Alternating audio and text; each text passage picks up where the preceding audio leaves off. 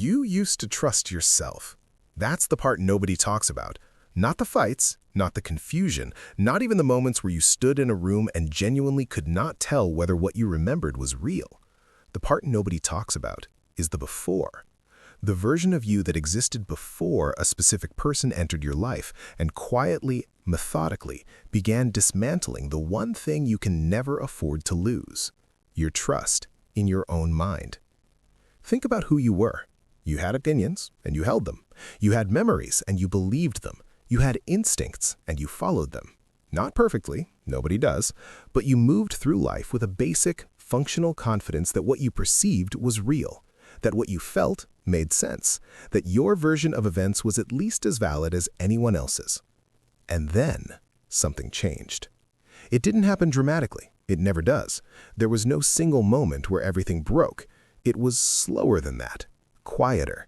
A comment here, a correction there, a look that made you feel foolish for saying what you just said, a pattern so gradual that by the time you noticed something was wrong, you were already so far inside it that you couldn't find the edges anymore.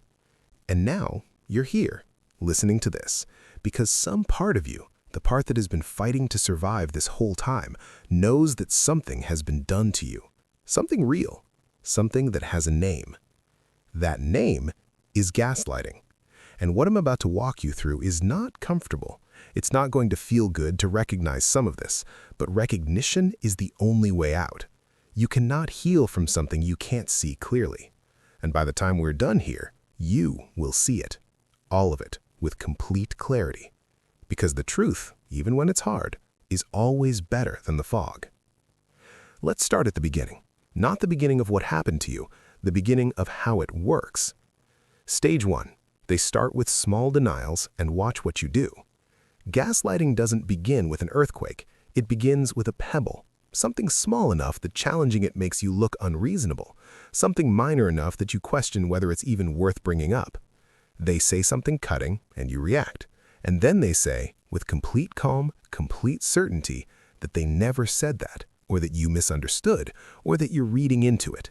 And because it was small, because there are no witnesses, because you're a fair person who genuinely considers the possibility that you got something wrong, you let it go. That moment of letting it go, that's what they needed to see. Not because they planned it with cold, calculated precision. Some do. Many don't. Many gaslighters operate on instinct. They discovered early in some relationship, in some family, that denying reality worked. That the right kind of person, confronted with a calm and certain denial, will back down, will doubt themselves, will absorb the dissonance quietly and move on. And you backed down, so they learned something about you. The first denial is a test, whether they know it or not, and the behavior that follows is built on what that test revealed. So what comes next? The denials get slightly larger. The corrections come slightly more frequently, each one still small enough to explain away, but the cumulative weight of them, small denial after small denial, correction after correction, begins to do something to your confidence, something structural, something that's very hard to see while it's happening because it happens in increments too small to point to. Your certainty starts to develop cracks. Stage 2. They make you the problem for having a problem. Here's where it gets darker, because now it's not just about what happened, it's about what kind of person you are for bringing it up. You try to address something, and instead of engaging with the thing you raised, they turn the focus entirely onto you, your tone, your timing, your history of being too sensitive, too emotional, too dramatic, too quick to misinterpret things. Suddenly, the conversation is not about what they did, it's about why you're the kind of person who would make this into an issue. And this is surgical, because it doesn't just deflect the current conversation, it builds a case, a running narrative about your unreliability as a witness to your own life. Every time you raise something, another brick gets added to that case. You're building a record, except the record isn't of their behavior, it's of your supposed instability. And you, because you're trying to be fair, because you genuinely don't want to be the person they're describing, start auditing yourself. Before you bring something up, you run it through a filter. Am I being too sensitive? Is this worth saying? Will I just end up looking crazy again? That internal filter, that self-censorship that kicks in before you've even spoken, that's not caution. That's the damage already working. You're no longer just doubting individual memories, you're doubting your right to your own reactions. Say this with me. My feelings are data, not defects. Everyone who has ever tried to help someone in a gaslighting situation has said some version of the same thing. Just trust yourself. Just believe what you know. Just hold on to your reality. As if it were that simple. As if the whole mechanism of gaslighting weren't specifically designed to make that impossible. Because here's what those well-meaning people don't understand. By the time gaslighting has done its work, there is no clean yourself left to trust. The self that trusted itself has been systematically and repeatedly told that it cannot be trusted. The instinct that said something is wrong has been labeled hysteria or insecurity or emotional dysfunction so many times that it no longer speaks clearly. It whispers. And the other voice, the one that says, maybe I'm the problem, that one is loud. That one has been amplified and reinforced and repeated until it sounds like your own thoughts. That's what makes this different from ordinary conflict. Ordinary conflict leaves your sense of self intact. You might be hurt, you might be angry, you might disagree, but you still know who you are. You still trust the basic machinery of your own perception. Gaslighting targets the machinery. Stage 3. Your identity starts to reorganize around their version of you. This is the stage that causes the deepest damage, and it's the stage that's hardest to recognize from inside it because it doesn't feel like damage. It feels like growth, like self-awareness, like finally understanding your flaws. Because what's happening is that you're beginning to adopt their narrative about you, the one that says you're too sensitive, too reactive, too much, not reliable, not stable, the kind of person who makes things up or blows things out of proportion. You start to see yourself through their eyes, and their eyes don't see you clearly. They see a version of you carefully constructed to make their behavior seem reasonable by comparison. And here's what that reorganization does to your behavior. You stop saying things because you've already decided you're probably wrong. You apologize reflexively before anyone has accused you of anything because you've learned it's safer. You shrink your requests, your needs, your expectations, not because you've genuinely recalibrated them, but because you've been made to believe you don't deserve more than what you're getting. You become, in the most precise sense of the word, easier to control. Not through force, through self-abandonment. Stop. Because I need you to hear what I just said clearly. That self-abandonment, that progressive erasure of your own perspective, your own needs, your own certainty, that didn't come from inside you. It was built, brick by brick, denial by denial, correction by correction. It was constructed in you by someone who needed you to be smaller than you are. That's not who you are. That's what was done to you. And the difference between those two things, between who you are and what was done to you, that difference is where you start to rebuild. Stage 4. The isolation that makes everything worse. When your sense of reality is unstable, you need outside voices. You need people who knew you before, people who can reflect back something true about who you are and what's normal.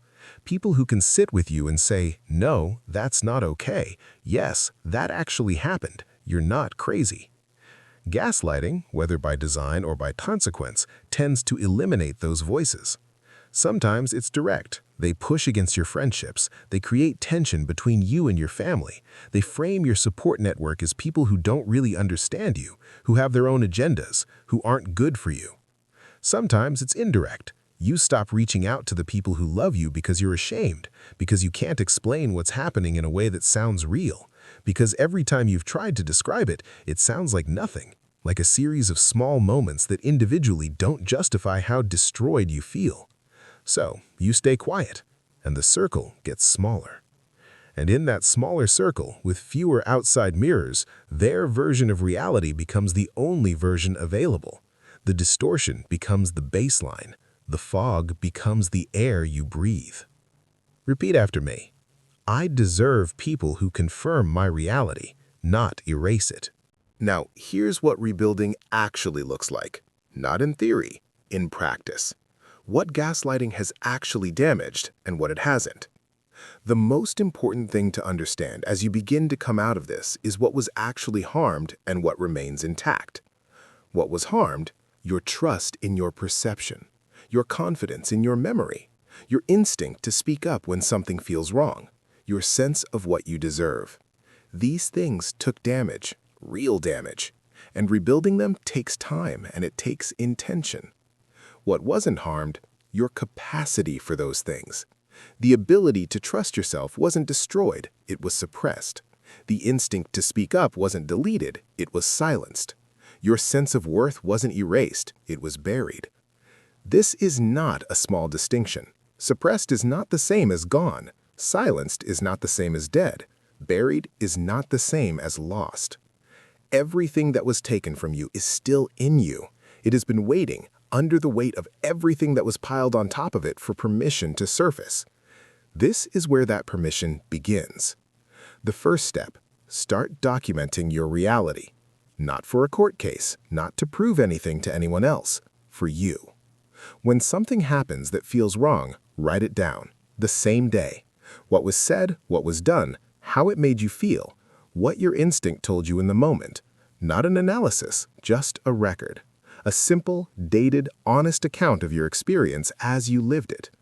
This does something powerful. It creates an anchor, a fixed point in time that cannot be revised or rewritten, something you can return to when the doubt creeps in, and it will creep in, especially early, and see in your own handwriting, in your own words, from your own perspective, this happened.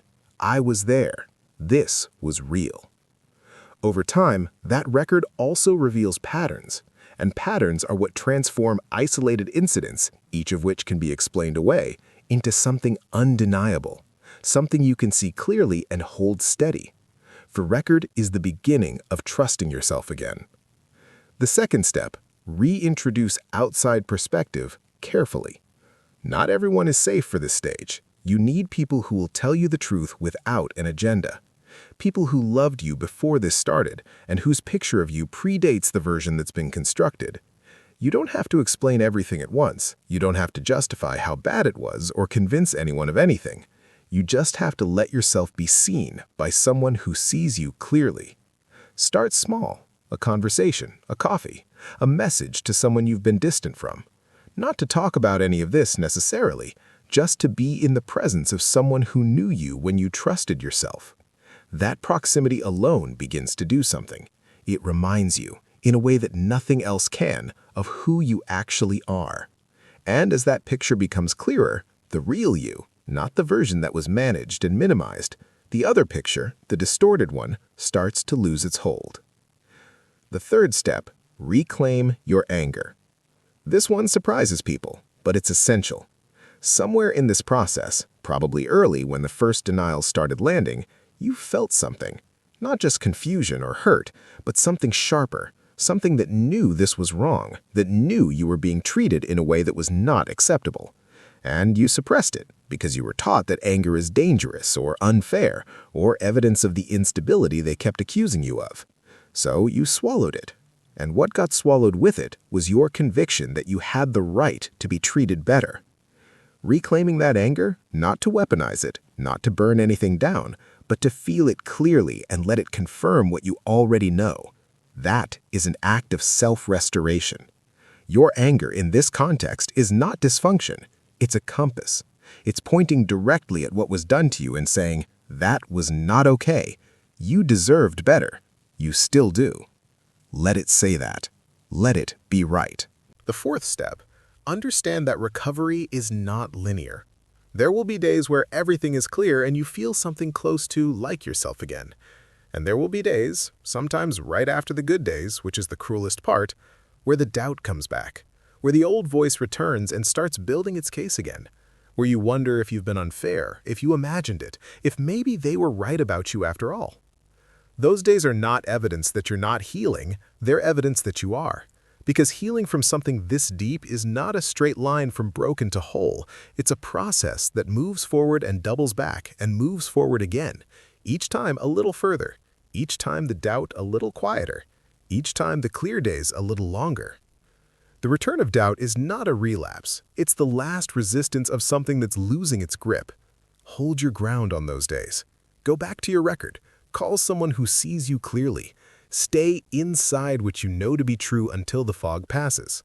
And it will pass. Every time, it will pass.